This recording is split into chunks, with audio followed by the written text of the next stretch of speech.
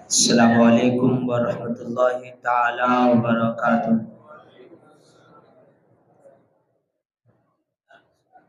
الحمدللہ الحمدللہ رب العالمین والصلاة والسلام علی سید الانبیاء والمرسلین، اما بعد فاعوذ باللہ من الشیطان الرجیم، بسم اللہ الرحمن الرحیم۔ اقیموا الصلاة وآتوا الزکاة وارکعوا مع الراکعین، آمنت باللہ صدق اللہ مولانا العظیم وصدق رسول النبی الامین الکریم، ونحن علی ذلک لمن الشاہدین والشاکرین والحمد للہ رب العالمین۔ بادِ توحید کے متوالو، شمع رسالت کے پروانوں، اللہ تعالیٰ کا کروڑوں احسان ہے کہ اللہ نے ہمیں ماہ شعبان کے ساتھ ساتھ شب برات کی یہ رات بھی ہمیں میسر فرمائی۔ نہ جانے پچھلے سال کہ کیا وہ ساتھی اس سال نہ ہو جو ہمارے ساتھ رات گزاری، پچھلی شعبان ہمارے ساتھ عبادتیں کی اور مل جل کر ہم نے بارگاہ الہی میں سجدے سجود ہوئے اور بندگی کی، لیکن اس سال وہ ہمارے ساتھ نہیں ہے۔ دعا کریں کہ اللہ ان کی مغفرت فرمائے، اللہ ان کے درجات کو بلند عطا فرمائے۔ لیکن ہم خوش نصیب ہیں کہ اللہ نے پھر سے ہمیں شب برات عطا فرمائی، اور اس سے بڑی خوشی ہمارے لیے کیا ہو سکتی ہے کہ یہ رات وہ رات ہے کہ اللہ اس رات میں بے شمار بندوں کی مغفرت فرما دیتا ہے، اور اس رات میں بندہ رب سے جو مانگتا ہے وہ عطا فرماتا ہے، چاہے وہ کچھ بھی مانگے، اگر جائز چیز ہے تو اللہ عطا فرماتا ہے۔ تو ہم اس رات میں عبادتیں کریں، خدا کی بندگی کریں، رب کی بارگاہ میں روئیں، گر گرائیں، پچھلے تمام گناہوں سے توبہ کریں، جو ہم سے ہو چکے ہیں اس گناہوں سے ہم توبہ کریں اور آئندہ کے لیے اس گناہوں سے بچنے کی دعا کریں۔ یہ رات اسی لیے آتی ہے کہ بندہ سال بھر میں جو گناہ کرتا ہے، جو خطائیں کرتا ہے، جو غلطیاں کرتا ہے، رب ہر مہینے میں کچھ نہ کچھ ایسی رات رکھ دیتا ہے کہ تاکہ بندہ اس رات میں جاگ کر میری بندگی کر سکے اور اپنے پچھلے گناہوں کی معافی کر سکے۔ لیکن ہم رب کی اتنی نافرمانی کرتے ہیں کہ ہمیں وقت ہی نہیں ہوتا کہ رب کی بارگاہ میں آئے، رجوع کرے، اپنے گناہوں سے توبہ کرے، اور نہ جانے ہم کتنے گناہ تو کر ہی دیتے ہیں، لیکن جو نماز ہم پر فرض ہے، جو عبادت ہم پر فرض ہے، اسے بھی ہم چھوڑتے نظر آتے ہیں۔ نماز ایک ایسی عبادت ہے کہ انسان کو بالغ ہوتے ہی نماز فرض ہو جاتی ہے، اور فرض تو فرض بالغ ہونے کے بعد ہے، لیکن حدیث شریف میں یہ آتا ہے کہ اگر بچہ 7 سال کا ہو جائے، کتنے سال کا؟ 7 سال کا ہو جائے تو اسے نماز پڑھنے کے لیے کہو، نماز کے لیے کہو، ساتھ میں لے کے جاؤ۔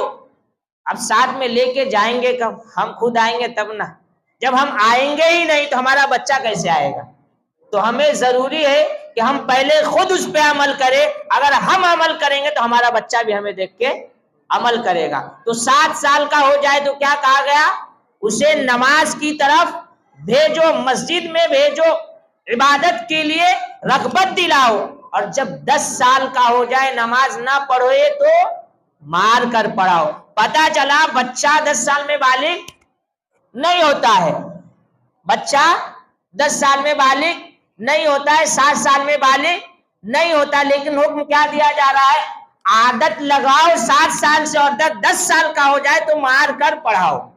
یعنی یہ عادت کیوں کہ جب بلوغت کو پہنچ جائے، جب بالغ ہو جائے، تو اب جب یہ عادت لگی رہے گی تو وقت پر نماز پڑھتا نظر آئے گا.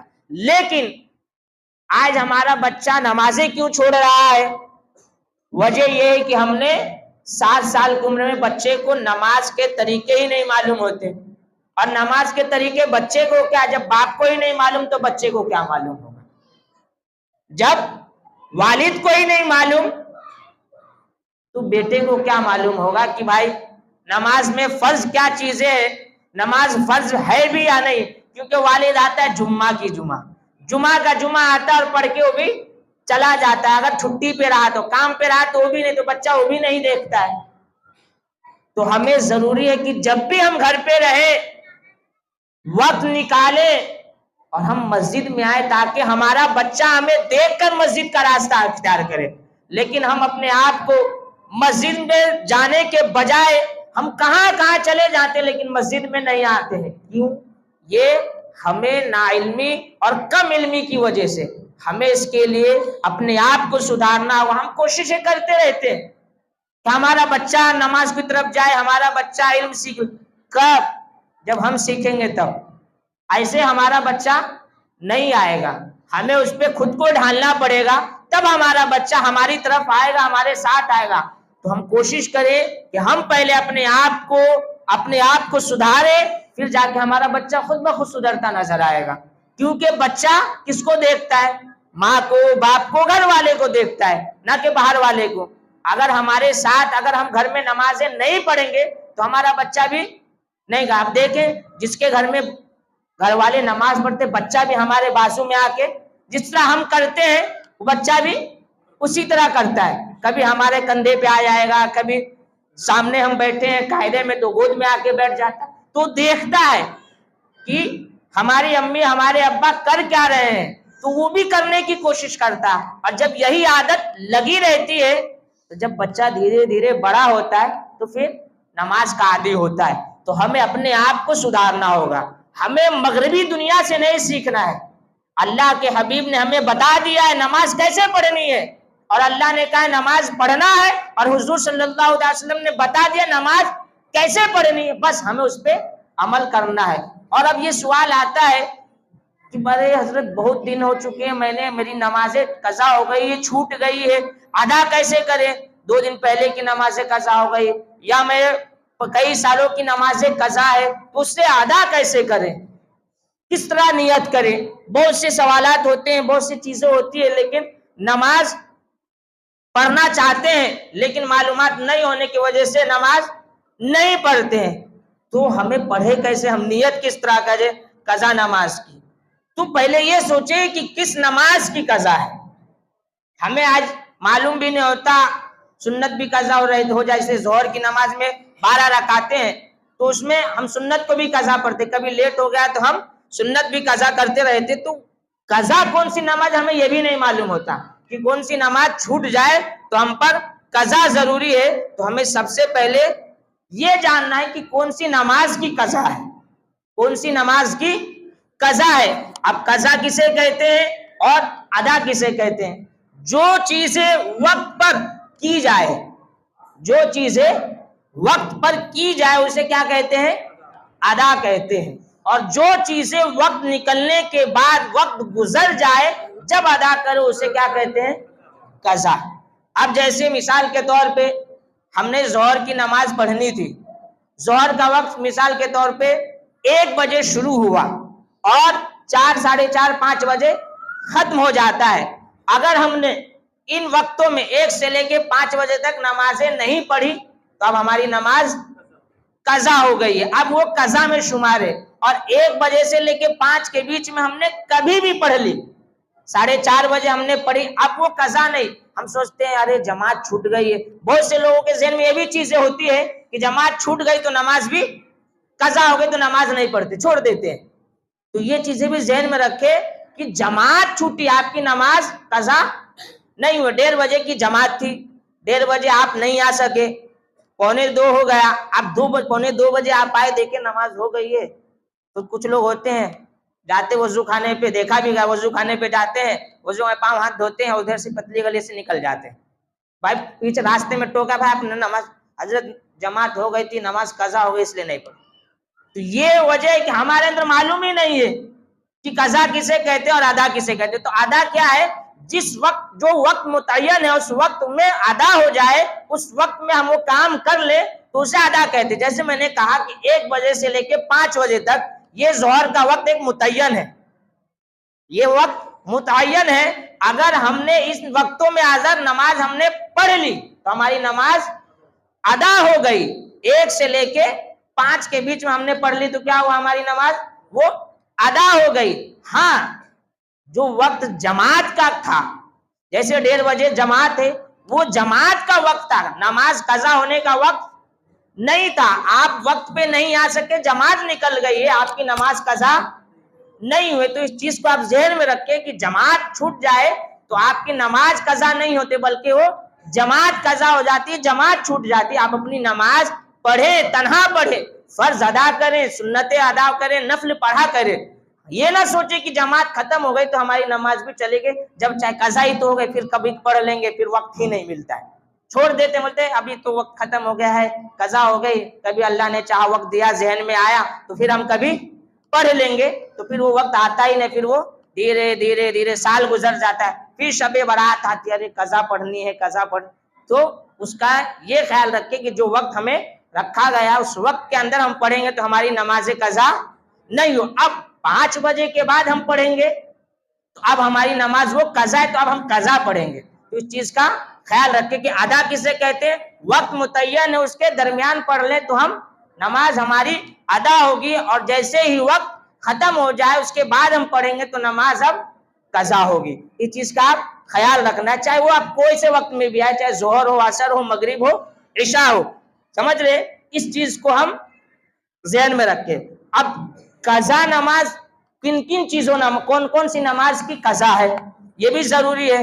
ہم سنت کی بھی قضا کرتے ہیں، نفل کی بھی قضا کرتے ہیں۔ ظہر کی نماز سب ہم سفر میں تھے، چھوڑ دیے، چھوٹ گئی، ہم آئے مسجد میں تو سنت بھی پڑھ رہے ہیں، نفل بھی پڑھ رہے ہیں، فرض بھی پڑھ رہے ہیں۔ تو اب ہمیں کرنا کیا ہے؟ ہمیں معلوم نہیں تو ہم سب رکعتیں پڑھتے ہیں، 12 کا 12 رکعتیں ہم عصر کے وقت آئے یا مغرب کے وقت آئے ایسے تو ہم 12 رکعتیں پڑھتے ہیں۔ تو ہمیں قضا کون سی ہے؟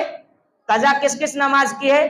فرض نماز۔ جو فرض نماز ہے، فجر میں 2 رکعت جو فرض جماعت کے ساتھ ہوتی ہے وہ فرض نماز ہے، وہ فرض ہے۔ فجر میں جو 2 رکعتیں ہیں سنت کے بعد وہ فرض ہے۔ ظہر میں 4 سنت کے بعد جو 4 فرض ہوتی ہے وہ کیا ہے؟ فرض ہے۔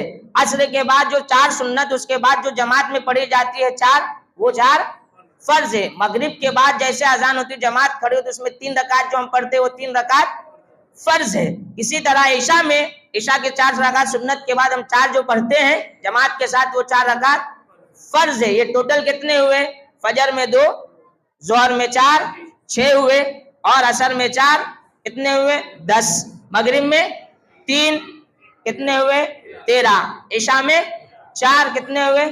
17۔ یہ 17 نمازیں فرض ہے، اور 3 رکعت جو وتر ہے وہ قضا ہو گئی تو اس کو کیا کرنا ہے؟ چھوڑ دینا ہے؟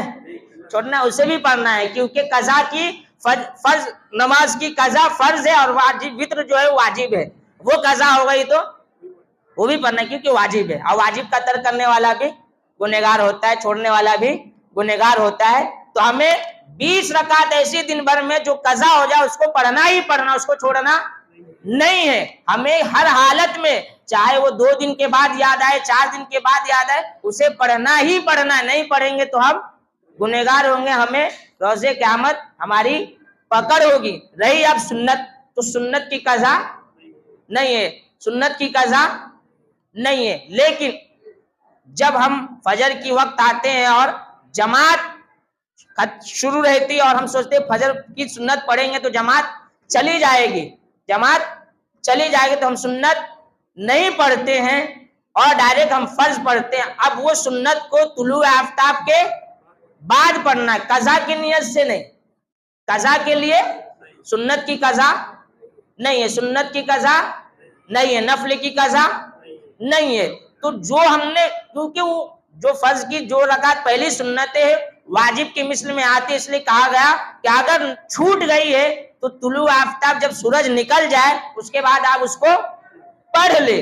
कब पढ़ना है ये भी याद रखे कि अगर दोनों रकात हमारी फजर ही छूट गई है तो अगर बीच में जो सूरज आता है जवाल का वक्त होता है तो उससे पहले अगर हम पढ़ रहे हैं, जवाल से पहले अगर हम फजर की कज़ा पढ़ रहे हैं तो हमें सुन्नत और फर्ज दोनों पढ़नी है।